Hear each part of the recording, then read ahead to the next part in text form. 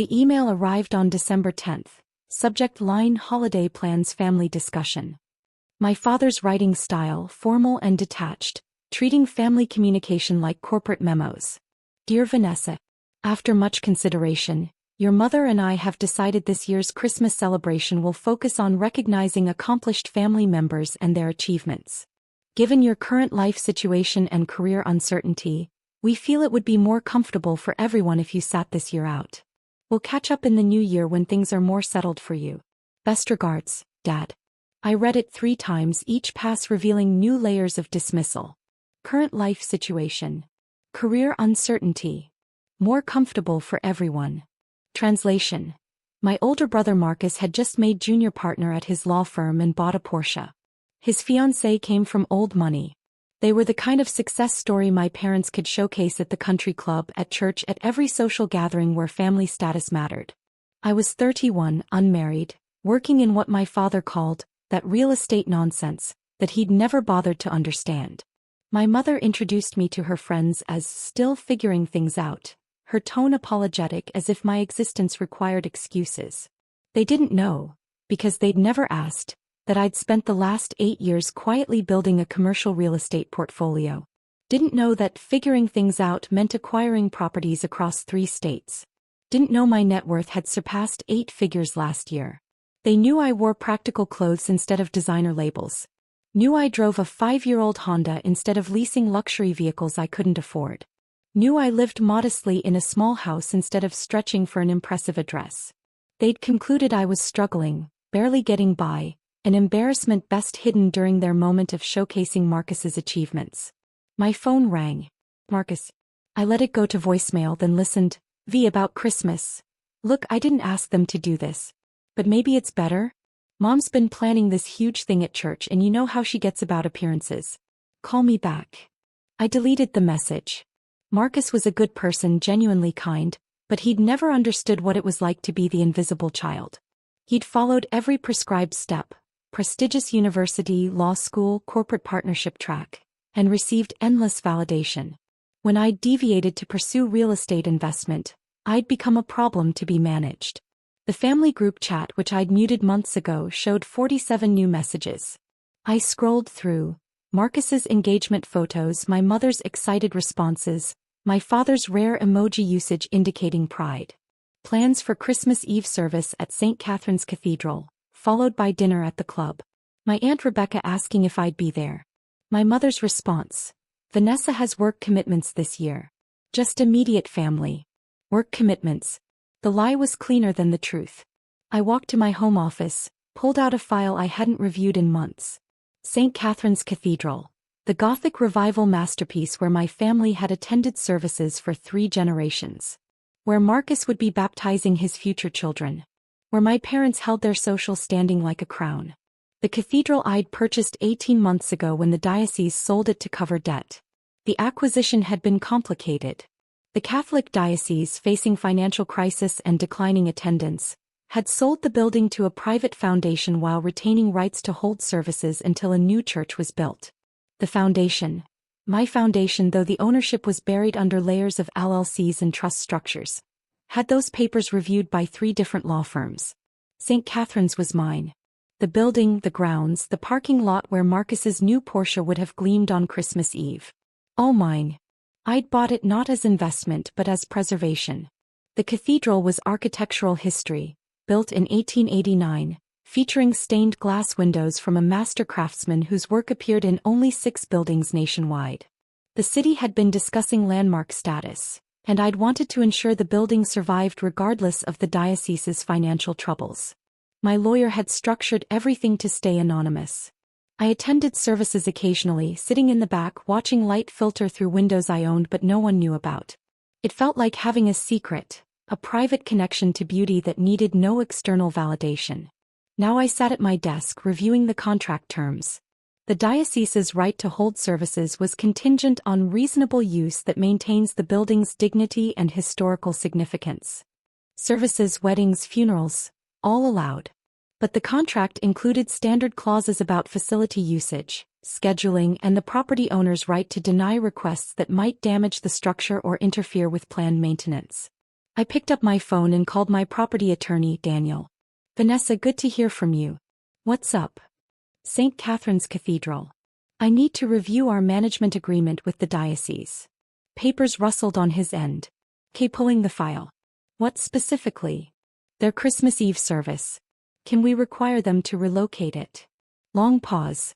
Technically, yes, if we have legitimate property concerns. But Vanessa, that's a major service. Probably their biggest of the year. The PR would be. What if we're conducting a structural assessment?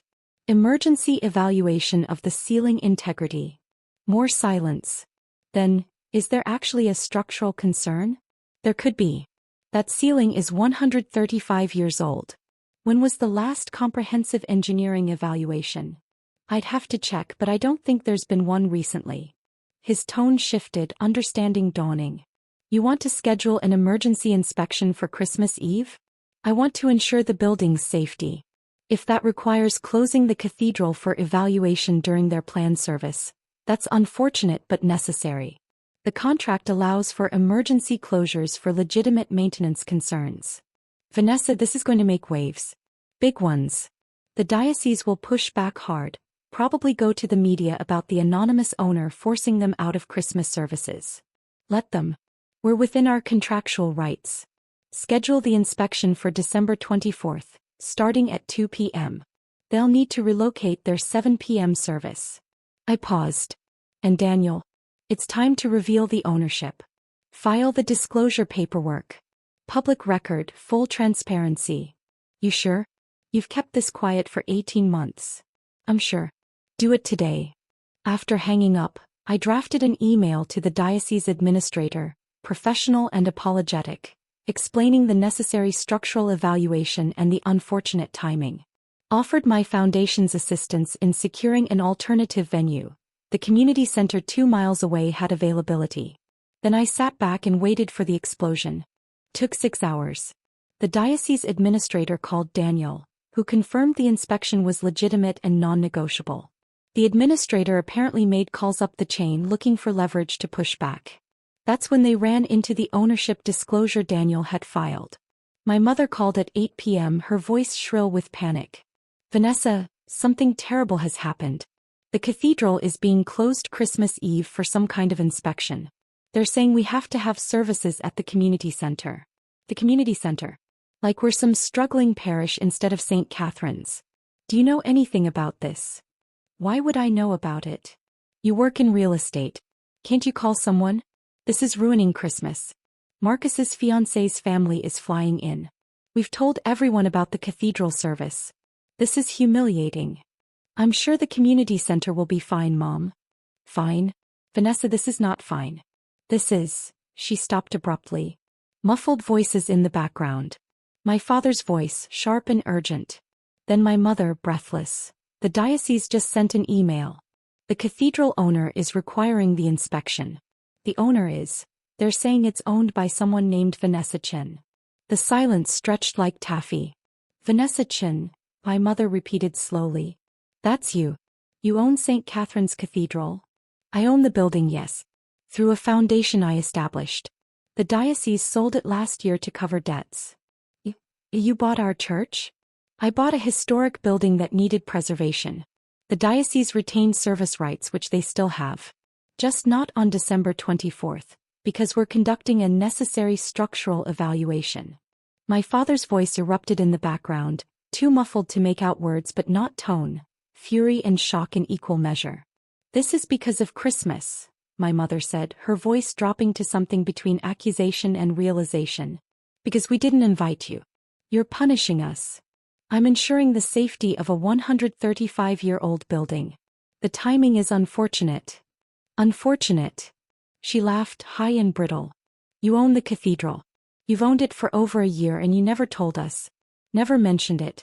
Let us keep attending services in a building you bought and we had no idea. You never asked what I did for work. You called it real estate nonsense, and changed the subject whenever I tried to explain my projects. Because you acted like you were barely scraping by. You dress like you shop at discount stores. You drive that old car. You live in that tiny house. How were we supposed to know you were buying cathedrals? By asking. by showing interest in my actual life instead of assuming my choices meant failure. My father took the phone. Vanessa, this is unacceptable. Closing the cathedral on Christmas Eve. Do you have any idea what this does to our standing in the community? To our family's reputation at St. Catherine's? Your standing. Your reputation. Not mine, because you uninvited me from Christmas to avoid the embarrassment of your unsuccessful daughter. That's not, we didn't, he stopped trapped. I have the email, Dad. Current life situation and career uncertainty. You decided I was too much of a failure to include in your accomplished family celebration. Now you're upset that your failure daughter owns the cathedral you plan to show off in. We need to talk about this. In person. As a family. I'm not family this Christmas, remember? Just immediate family, you said. I'm sure you'll have a lovely service at the community center. I hear they have folding chairs and decent acoustics. I ended the call before he could respond. The local news picked up the story by December 15th.